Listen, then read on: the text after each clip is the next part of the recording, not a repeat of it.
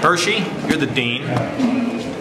Did you like your reception? You got a standing ovation when you came in. Hey, look, we're all, we're all struggling in this together to get it right, to give people some hope and a chance. And, the budget is going to be tough. It's going to be difficult. But, when I made the statement, you either get on the bus or run over you, it means we either work together to get this job done, or it's going to be tougher on people that it doesn't have to be tough on. So we can get a lot of the way there with reform. At the end of the day, there still will be cuts and it will be tough. The first year is the toughest year. The second year it gets better. But we're not in this, you can't cut your way to prosperity, and you certainly can't tax your way there. So what we really want to do is set the stage for growth, for entrepreneurship. So JobsOhio, critical part of this whole thing. So we can go out and get some peak companies to move into the state instead of playing defense all the time.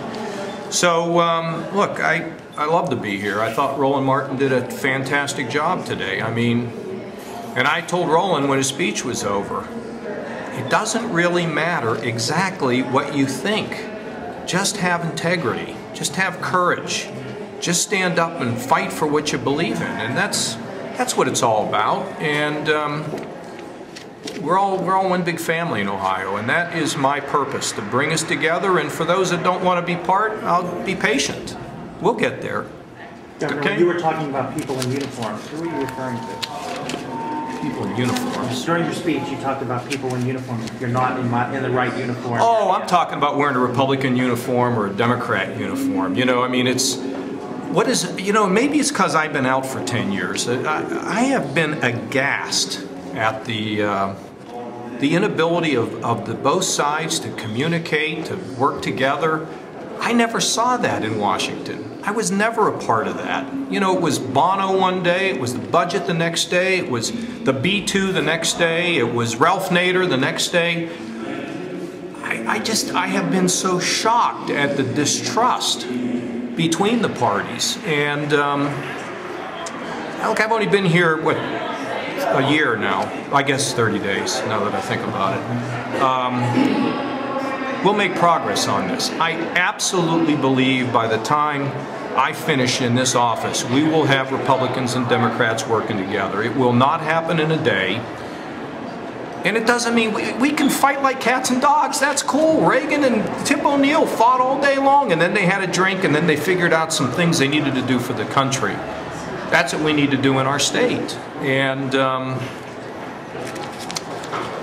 I'm optimistic, but it's not going to be easy, and Rome wasn't built in a day. I've got to go see some third graders. You still think you can get JobsOhio passed, Governor? There's a lot of questions about mixing public and private money. Well, yeah, I believe that we're going to have JobsOhio passed, and the only frustration I have is missing out on the opportunity to play offense through an organization that will have resources and speed and expertise. I just need people to understand it, and it's a new concept. Look, I got more new concepts coming out every day that it's hard for people to keep track of them, but it's really what we need. And ultimately, if we could actually get rid of public funding and have private funding, and when we help a company to be able to get a stake in that company that benefits our ability to attract more companies, I'm tired of playing defense. I'm tired of starting on our 10-yard line and they start on our 30. You don't win many ball games that way.